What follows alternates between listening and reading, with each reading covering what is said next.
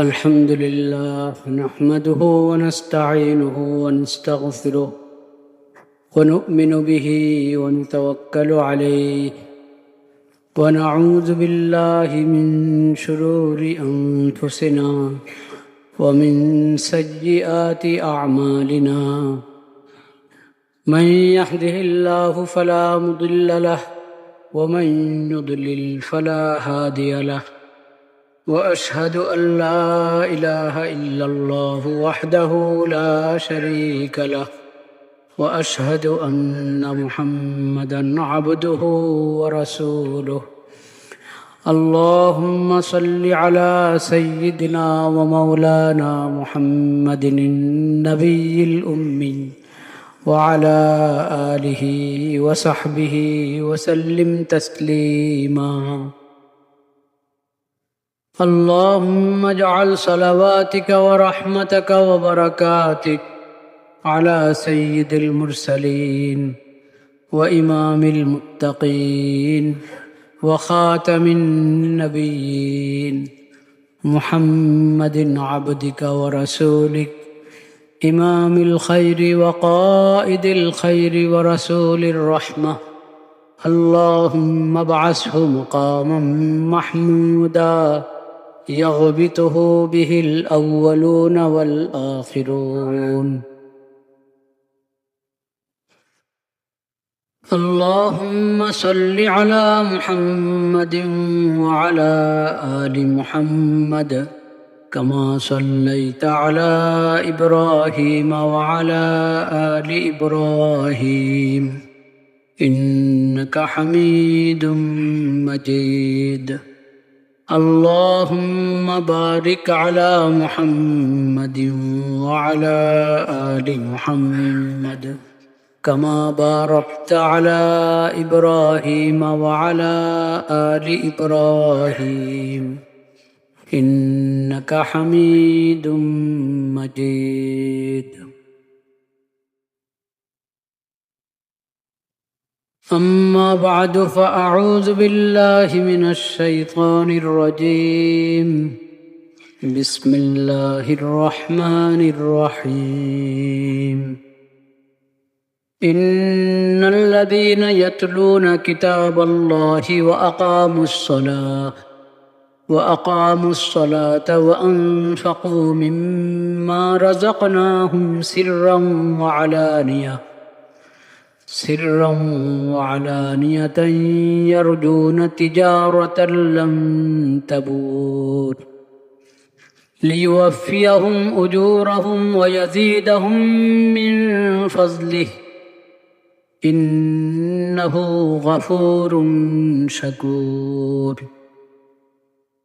صدق الله مولانا العظيم وصدق رسوله النبي الكريم ونحن على ذلك من الشاهدين والشاكرين والحمد لله رب العالمين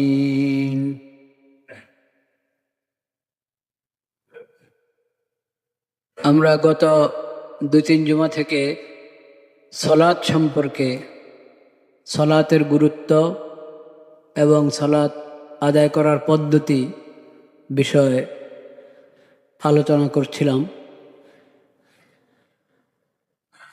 আজকে সালাত সম্পর্কে কিছু কথা হবে ইনশাআল্লাহ।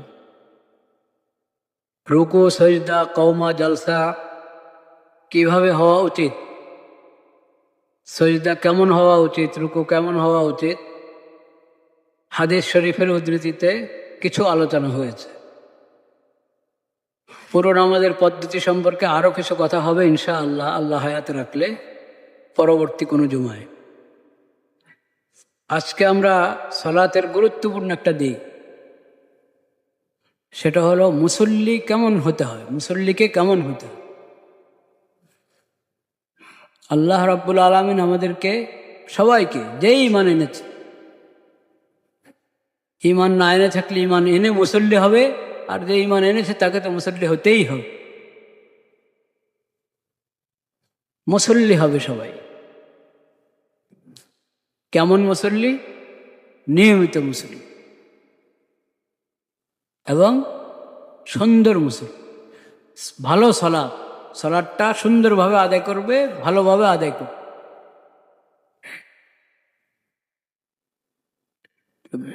মুসল্লি হওয়া, নিয়মিত মুসল্লি হওয়া এবং সুন্দরভাবে সলাত আদায়কারী মুসল্লি হওয়া। চতুর্থ কথা হলো মুসল্লির গুণাবলী অর্জন করা। আদর্শ মুসল্লি কাকে বলে? আল্লাহ রাব্বুল আলামিন কোরআন কারিমে মুসল্লিদের যে সমস্ত গুণাবলী বর্ণনা করেছেন, বলেছেন, আমাদেরকে জানিয়েছেন, সেসব গুণাবলী অর্জন করতে হবে। ওরকম সিফাতওয়ালা, বিশেষ গুণাবলীওয়ালা আদর্শ মুসল্লি হতে হবে আমাদেরকে। কোরআন কারিমের বিভিন্ন আয়াতে মুসল্লিদের সে সমস্ত গুণাবলী আলোচনা হয়েছে। বিশেষভাবে 29 পারায় সূরাতুল মাআরিজের মধ্যে দীর্ঘ অনেকগুলো আয়াতের মধ্যে আল্লাহ তাআলা মুসল্লিদের সিফাত বর্ণনা করেছে। আজকে আমরা ওই আয়াতগুলো তেলাওয়াত করব ইনশাআল্লাহ এবং কিছু আলোচনা করার চেষ্টা করব।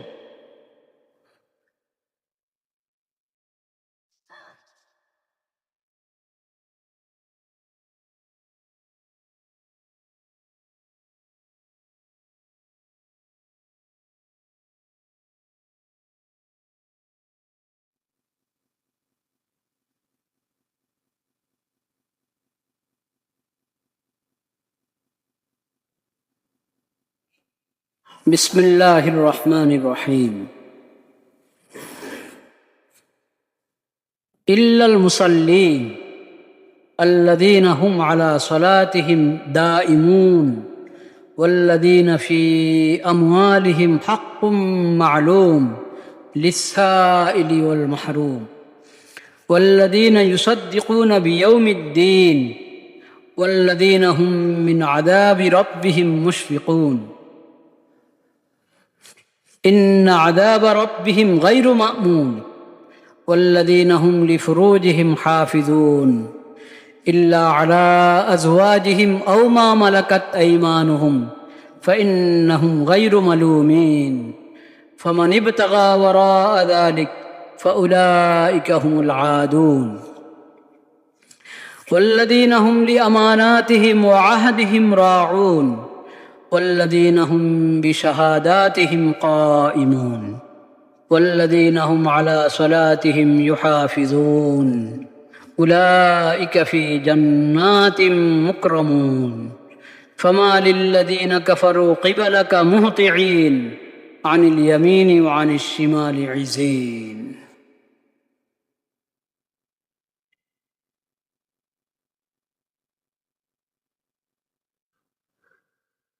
لا إله إلا الله।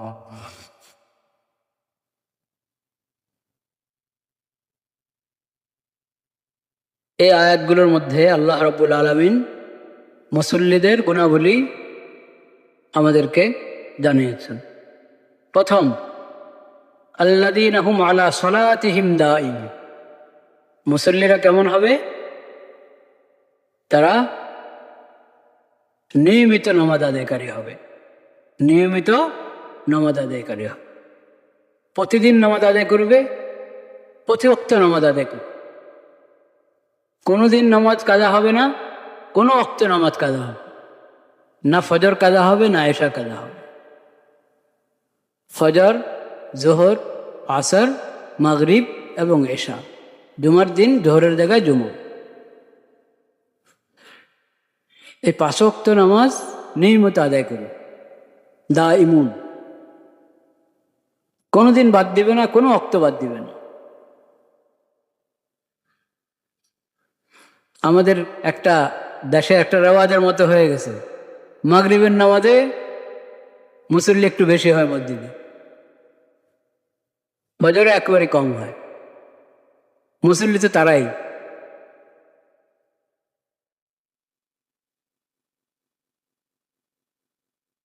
দাঈমুন, যারা হয়তো মসজিদে আসেন না ফজরে, হয়তো বাসায় আদায় করছেন, অনেকে আছে বাসায় আদায় করছেন, কিন্তু নামাজ আদায়ের জন্য মসজিদে আসা, মসজিদে জামাতের সাথে ফরজ নামাজ আদায় করা পুরুষদের জন্য, এটা হলো আল্লাহ রাব্বুল আলামিনের বিধান। কোরআন এবং সুন্নাহ ইসলামী শরীয়তে এই বিধান বিভিন্নভাবে তাকিদের সাথে বর্ণনা করা হয়েছে। ইমন শব্দটা খুব গুরুত্ব। কোনোদিন নামাজ বাদ যাবে না, এক ওয়াক্ত নামাজও বাদ যাবে, এইভাবে নিয়মিত মুসল্লি হবে, পাকা মুসল্লি হবে।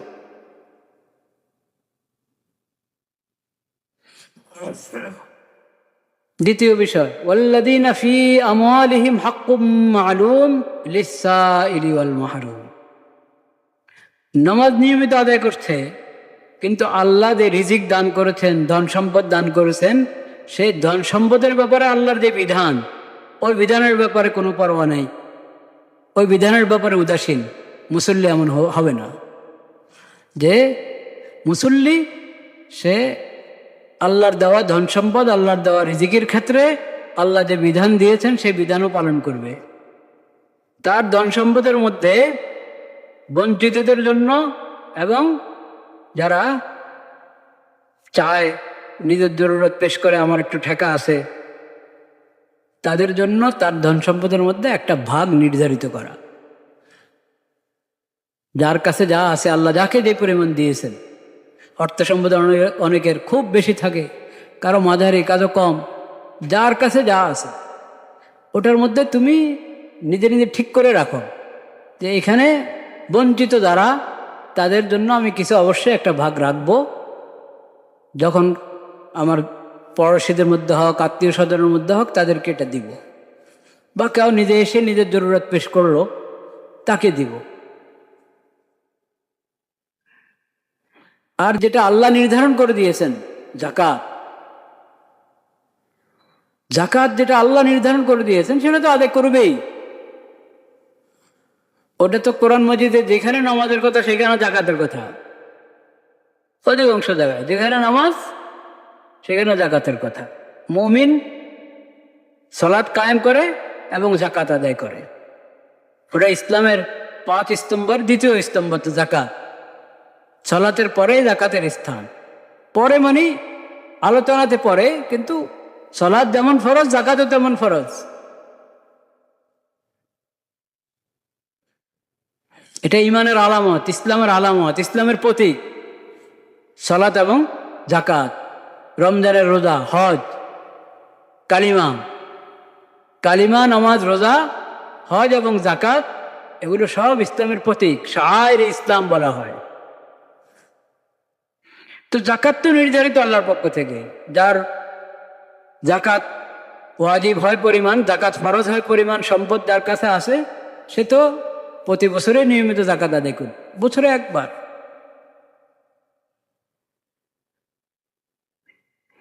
যাকাতের বাইরেও জিম্মাদারি আছে।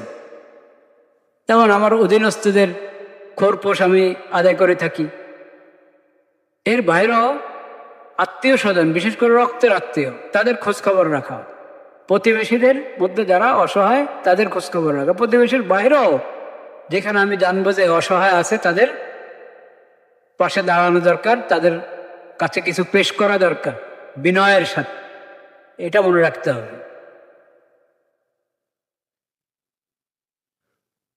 এই যে ধন সম্পদ, আল্লাহ বলেছেন ফি আমওয়ালিহিম, তাদের মালের মধ্যে, তাদের সম্পদের মধ্যে প্রার্থনাকারীর জন্য এবং বঞ্চিতের জন্য কি আছে? ভাগ আছে, একটা হিস্সা আছে, হক আছে।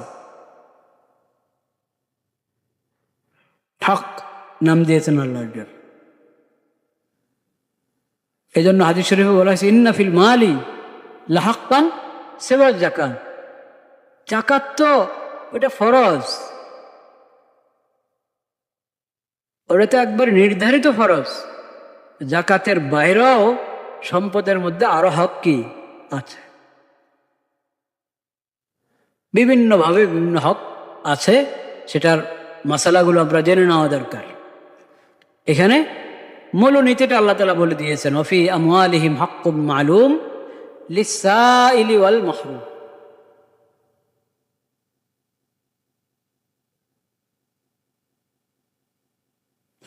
ফি আমওয়ালিহিম, তাদের সম্পদ। তাদের সম্পদ মানে কি, এটা কি ওরা নিজের জোরে পেয়ে গেছে না আল্লাহর দান? আল্লাহর দান। নিজে কামাই করে অর্জন করেছে, নিজের বুদ্ধি দিয়ে অর্জন করেছে। বুদ্ধি তো সবার আছে, সবার এরকম অর্থ আছে? কামাই তো সবাই করে, সবার কি এরকম অর্থ আছে? না। তাহলে কার দেওয়া? কোরআন মজিদে অনেক আয়াতে আল্লাহ আবার ওটাও বলেছেন, মিম্মানিল্লাহিল্লাযী আতাকুম, আল্লাহর সম্পদ, আল্লাহর সম্পদ আল্লাহ দান করেছেন তোমাদেরকে, এখান থেকে দান করো। এটা তো আল্লাহর মেহেরবানি, আল্লাহর দয়া, যে আল্লাহ তোমাদের মালিকানা, তোমাদের মালিকানা ঘোষণা করেছেন। যার যে যেভাবে হালাল ভাবে যে জিনিস উপার্জন করে শরীয়তের দৃষ্টিতে সে ওটার কি মালিক। এই মালিকানা কার বিধান? এটা আল্লাহর বিধান। আল্লাহর বিধান দিয়েছেন, তাই তুমি মালিক, তাই তুমি মালিক। এটা তো মূলত আল্লাহর আমানত তোমার হাতে, কিন্তু এটা আল্লাহর মেহেরবানি, আল্লাহর রহম এবং ফজল, যে আল্লাহ এই মালিকানাকে, এই মালিকানা আল্লাহ তাআলা শরীয়তের বিধান হিসাবে দিয়ে দিয়েছেন। শরীয়তে এই মালিকানাকে তাসলিম করা হয়েছে, মেনে নেওয়া হয়েছে যে তুমি এটার মালিক।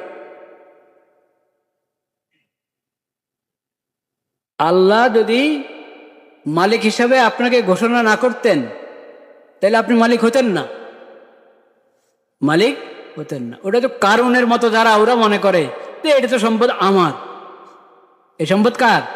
আমার। আমার এই কথা ঠিক আছে, এটুক এই হিসেবে ঠিক আছে, আল্লাহ তোমাকে মালিক হিসেবে মেনে নিয়েছেন।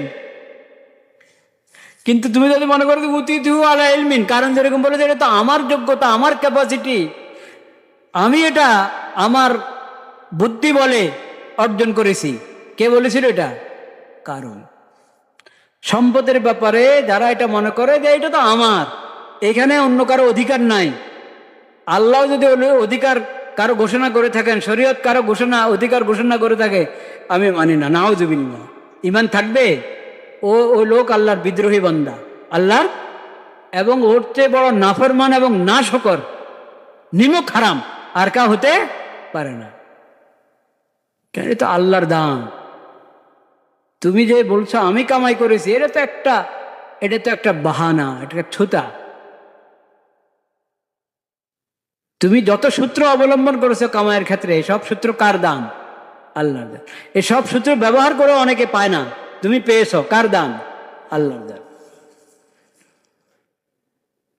কোরআন কারীমের দ্বিতীয় সূরা ফাতিহা প্রথম সূরা, তারপরে দ্বিতীয় সূরা সূরাতুল বাকারার প্রথম দিকেই মুমিন এবং মুত্তাকিদের পরিচয় কি দিয়েছেন আল্লাহ তাআলা?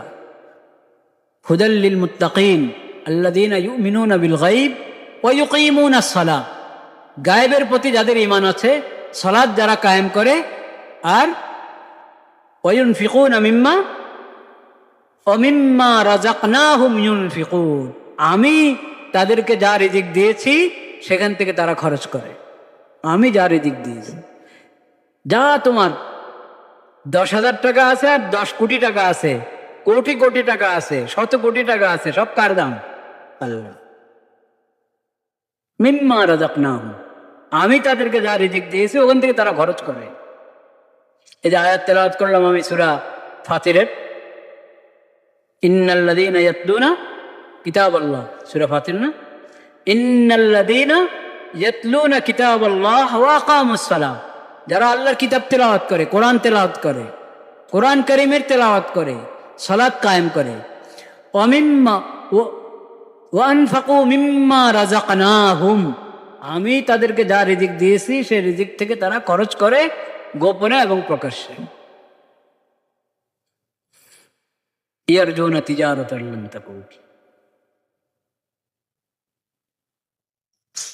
আমি যা রিজিক দিয়েছি। তা আল্লাহ রিজিক দান করেছেন, আল্লাহ এই সম্পদ তোমাকে দান করেছেন, মূলত আল্লাহ। বাকি দুনিয়ার নিজাম শৃঙ্খলা ঠিক রাখার জন্য যে যেটা কামাই করেছে বা মিরাজ সূত্রে পেয়েছে, যদি সঠিকভাবে পেয়ে থাকে, সেটার ব্যাপারে আল্লাহ তাআলা তার মালিকানা মেনে নিয়েছেন। শরীয়ত তার মালিকানা কে গ্রহণ করেছে, ঘোষণা করেছে এটার মালিক। কাজেই তার এই সম্পদ কেউ চুরি করতে পারবে না। সে গরিব মানুষ এসে বলবে যে আমি গরিব মানুষ, আমি তো, আমাকে দেওয়া উচিত এই ধনী লোকদের, আমাকে দিচ্ছে না, কাজে আমি এখান থেকে আমার অংশ চুরি করে নিয়ে যাব না, এটা জায়েজ হবে না। এটা কি জায়েজ হবে না। তুমি বলতে পারো যে একজন ঘটনা আছে একটা, যে আমি আমি আল্লাহর বান্দা আর এই সম্পদ আল্লাহ, আমি কি আল্লাহর বান্দা, সম্পদটা কার? আল্লাহর, কাজে আমি নিয়ে যাই, কাজে আমি নিয়ে যাই। আনা আব্দুল্লাহ, আমি আল্লাহর বান্দা, ওয়াল মালু মালুল্লাহ, এই সম্পদ কার? হ্যাঁ, আল্লাহ, কাজে আমি নিয়ে যাই। তো পরের দিন একজন কে নিয়ে যায় রাত্রে এসে, তো একজন ভাড়া লাগাইছে যে কে, ও দেখে যে এসে তো সে কথা বলে আর নিয়ে যায়। তো ও বুদ্ধি করেছে, বুদ্ধি করে যখন ও দুই কথা বলছে, আমি আল্লাহর বান্দা আর এই সম্পদ কার?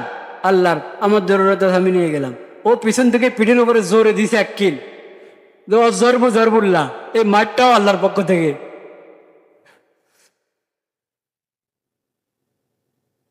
তো অন্যায় ভাবে আল্লাহর নাম ব্যবহার করলে তো অবৈধ জিনিস কি বৈধ হয়ে যাবে নাকি?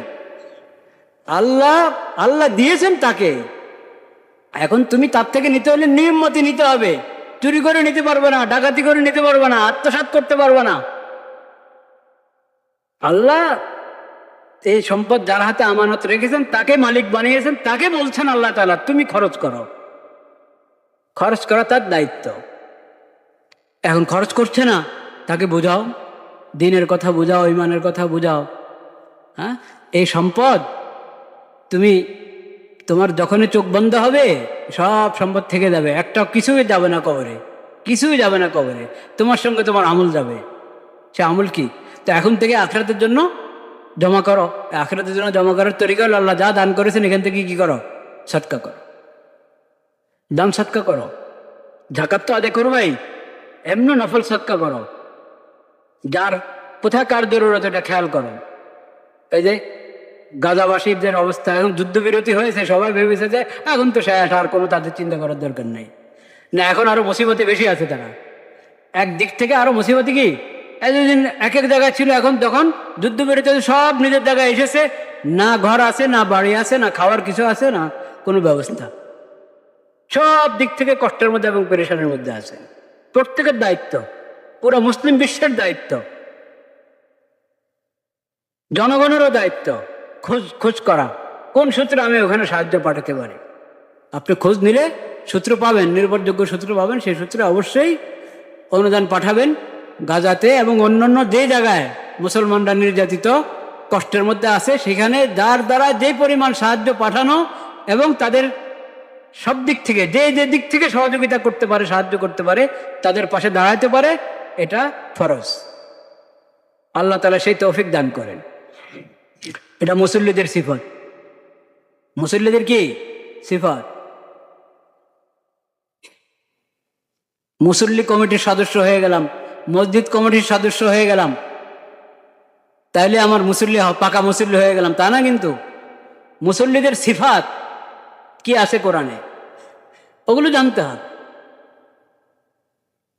তো ব্যয় করার ক্ষেত্রে আল্লাহ তাআলা আমাদেরকে বলেছেন তুমি যদি মুসল্লি হয়ে থাকো তোমার মধ্যে এই সিফত থাকতে হবে, আল্লাহ যা দিয়েছেন ওখান থেকে দান করো। আর কামাই করবো কিভাবে, কামাই করবো কিভাবে সেটা আল্লাহ বলেছেন কোরআনে। হ্যাঁ, মুসল্লির কামাই করা আর মুসল্লি নয় এমন লোকের কামাই করা, দুটোতে পার্থক্য আছে কিনা? আছে। মুসল্লি যখন রোজগার করবে, সে উপার্জন করতে যাবে, তার উপার্জনের সূত্রের মধ্যে অবৈধ কিছু থাকবে না। ব্যবসা করবে, ওটার মধ্যে সুদ থাকবে না। কি থাকবে না? সুদ থাকবে না। ব্যবসা করবে, ওটাতে সুদ থাকবে না, ওটাতে কোনো ভেজাল থাকবে না, মিথ্যা থাকবে না, মাপে কম দিবে না, মাপে কম দিবে না। হলো মুসল্লির সিফত। মুসল্লি যখন দোকানদার হয়, মুসল্লি যখন গ্রাহক হয়, কেমন হবে? কেমন হবে? মুসল্লি দোকানদার, তাহলে কোনো সামানের মধ্যে কোনো ধরনের ভেজাল করবে না, কোনো মিথ্যা বলবে না, 2 নম্বর জিনিস 1 নম্বর বলে দিয়ে দিবে না। দোষ ত্রুটি আছে সামানের মধ্যে, কাপড়ের মধ্যে, যেটাই সেটা বিক্রি করছে, ওটা দোষ লুকাবে না। এর হলো মুসল্লি বিক্রেতা, মুসল্লি দোকানদার, মুসল্লি গ্রাহক। সে কেমন? নবী করিম সাল্লাল্লাহু আলাইহি ওয়াসাল্লাম বাজারে গিয়েছেন, একজন পর্যবেক্ষণ করছে, দেখছে কোন দোকানদারদের সাথে কেমন আচরণ, কেমন কথা, কিভাবে নিচ্ছে, কিভাবে আদায় করছেন, সামান কিভাবে গ্রহণ করছেন, অর্থ কিভাবে দিচ্ছেন, সব দেখেছে। ওটা দেখেই অমুসলিম, ওটা দেখেই বলছে যে এই লোক যে দিনের যে ধর্মের দাওয়াত দিচ্ছে এটা অবশ্যই সত্য হবে। ও পিছনে পিছনে আসছে, নবী করিম সাল্লাল্লাহু আলাইহি ওয়াসাল্লাম বাজার করে যাচ্ছেন ঘরের দিকে, পিছনে পিছনে আসছে, জিজ্ঞেস করতে আপনি কিসের দাওয়াত দেন, কোন দিনের দাওয়াত দেন, আমাকে একটু বলেন, আপনার দিনটা তো সত্যিই হবে। নবী করিম সাল্লাল্লাহু আলাইহি ওয়াসাল্লাম দাওয়াত দিলেন, সেই লোক সঙ্গে সঙ্গে ইসলাম কবুল করেছে। এ লোক গ্রাহক কেমন হবে?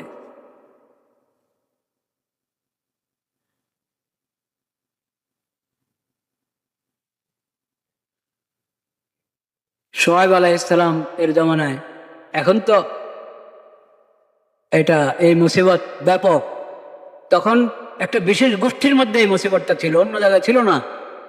এই জুলুম কি, মাপে কম দেওয়া, নিজে উসুল করবে একবারই কাটা কাটায় উসুল করে, দেওয়ার সময় বিভিন্ন ছুতা অবলম্বন করে মাপে কম দেওয়া, এই ব্যাধি ছিল। শোয়েব আলাইহিস সালাম নবী হিসেবে যাদের মাঝে এসেছিলেন, সেই গোত্রের মধ্যে, সেই সম্প্রদায়ের মধ্যে এই মুসিবতটা ছিল। ওরা এই ব্যাধিতে, এই অপরাধে ওরা প্রসিদ্ধ ছিল। শোয়েব আলাইহিস সালাম তাদেরকে বললেন যে দেখো, তুমি গ্রহণ করার সময় যেরকম পুরোপুরো গ্রহণ করো, দেওয়ার সময় তোমাকে পুরোপুরো দিতে হবে, যথাযথ দিতে হবে, একটু কম করতে পারবা না, একটু কম করতে পারবা না। তো তারা কি বলেছে শুনেছেন? ও বুঝছি, আপনি মুসল্লি তো, আপনি কি অমুসলিম, তারা ইসলামের দাওয়াত কবুল করছে না। আসলাতুকা তা'মুরুকা, আপনার সলাত আপনাকে এটা বলে না, আপনার সলাত আপনাকে এই কথা বলে যে আপনি আমাদের পিছনে লেগে আছেন, মাপে কম দিতে পারবো না, মাপে কম দিতে পারবো না। এটা তো আপনার সলাতের শিক্ষা, আমরা বুঝি। তো সলাতের শিক্ষা এটা, এটা কাফেররাও বুঝে এটা সলাতের শিক্ষা। তো ওরা তো অবজ্ঞা করে বলছে, উপহাস করে বলছে এটা সলাতের শিক্ষা, আমরা মুসল্লি বনবো না, আমাদের সলাতের এই শিক্ষাও দরকার নাই, বলেন নাউজুবিল্লাহ। তখন ইসলামের নূর খুঁজে পাওয়া যায় না। তখনও একটা সম্প্রদায় রোগ এবং ব্যাধির ক্ষেত্রে মুসুদ ছিল, ব্যাপকভাবে অমুসলিমদের মধ্যে এই সমস্যা ছিল। ওই কথা তো ইতিহাসে পাই না আমরা, এদের কথা বলা হয়েছে। এদেরকে এই নবী, আল্লাহর এই নবী বুঝাচ্ছেন, হেদায়েতের পর হেদায়েত দিয়ে যাচ্ছেন, নসিহতের পর নসিহত দিয়ে যাচ্ছেন। তারা বলে আপনার সলাতেই যত বেজার লাগেছে আমরা বুঝি, এই সলাতের কারণেই এখন আমাদেরকে এই মাপে কম দিতে নিষেধ করেন, এই সলাতের কারণে আমাদেরকে মূর্তি পূজা থেকে আপনি নিষেধ করেন, আল্লাহ ছাড়া অন্য মাহবুদের আবাদত করতে আমাদেরকে নিষেধ করেন এই সলাতের কারণে। এই দেখেন, তাহলে মুসল্লি কি হইতে হবে? পাক্কা ইমানদার হইতে হবে কিনা, তাওহীদওয়ালা হইতে হবে কিনা, এবং মুসল্লিকে তার ব্যবসা বাণিজ্য সবকিছু আল্লাহর বিধান মোতাবেক কি পরিচালনা করতে হবে। মাপে কম দিবে না, ভেজাল করবে না, প্রতারণা করবে না, মিথ্যা বলবে না। গ্রাহক আদর্শ গ্রাহক হবে, ব্যবসায়ী এবং বিক্রেতাও কি আদর্শবান হবে।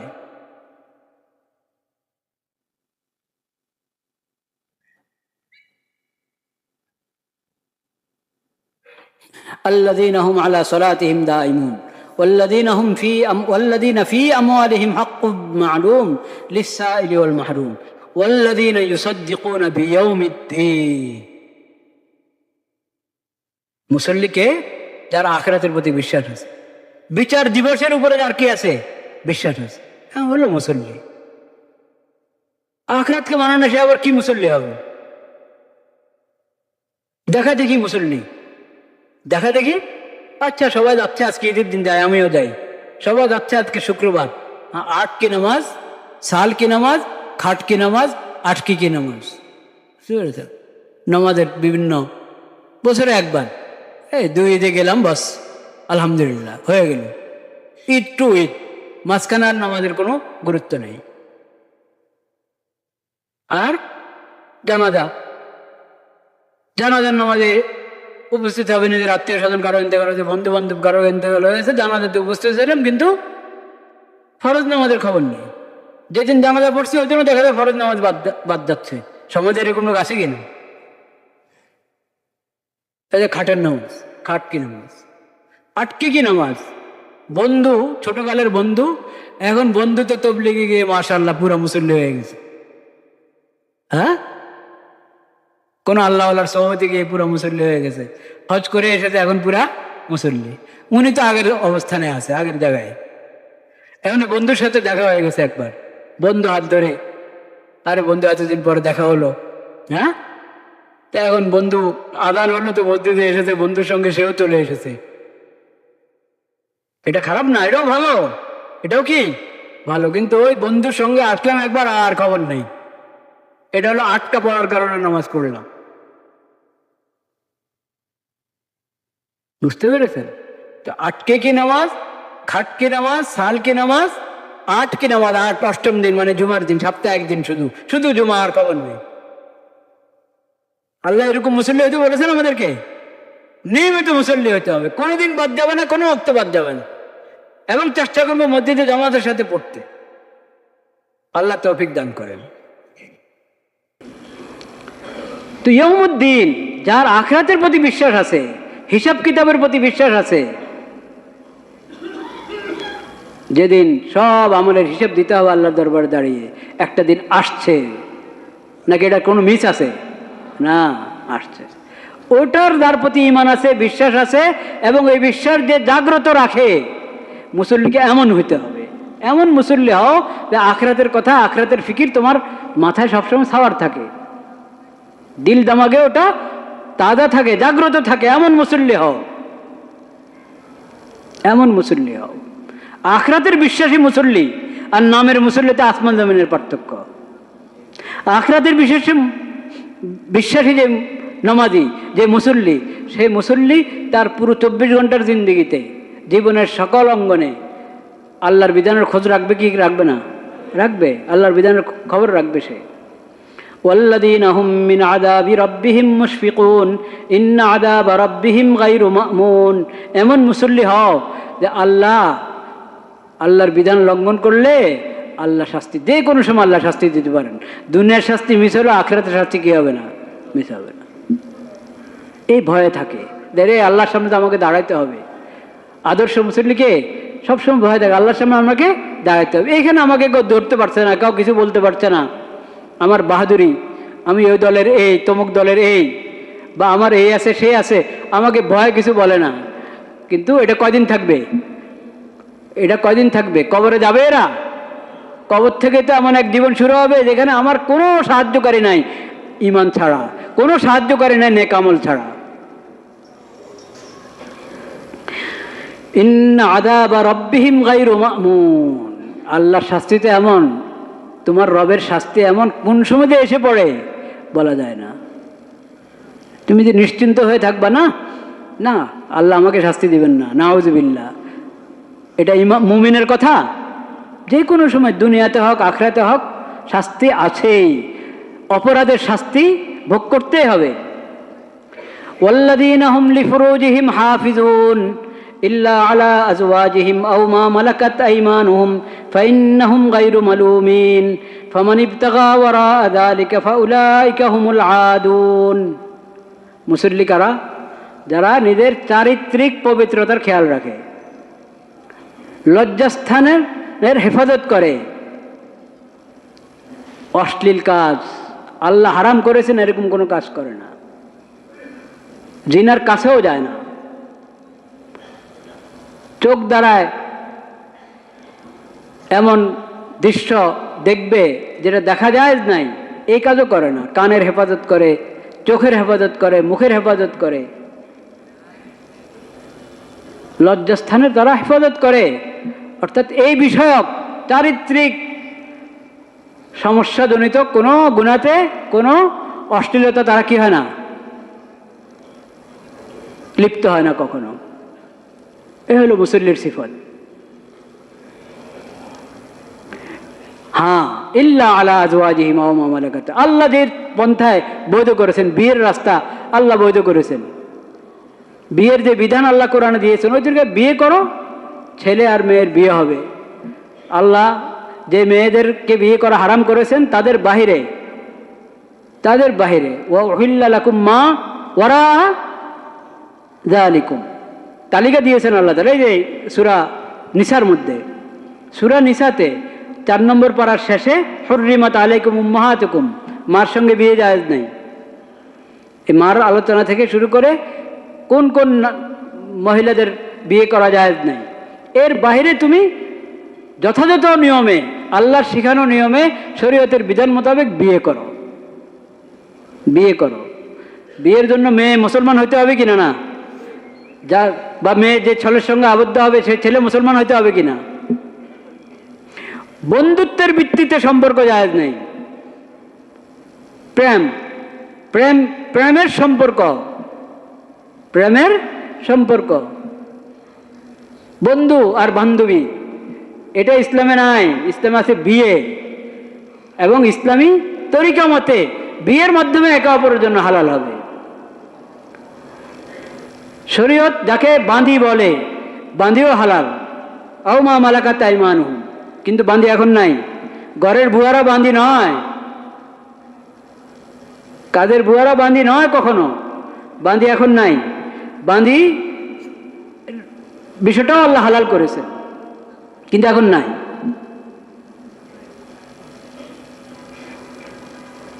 তো আল্লাহ যতটুকু হালাল করেছেন এর বাইরে যদি তুমি যাও তাহলে তুমি সীমা লঙ্ঘনকারী। ফামান ইবতাগা ওয়ারা যালিকা ফাউলাইকা হুমুল আদুন।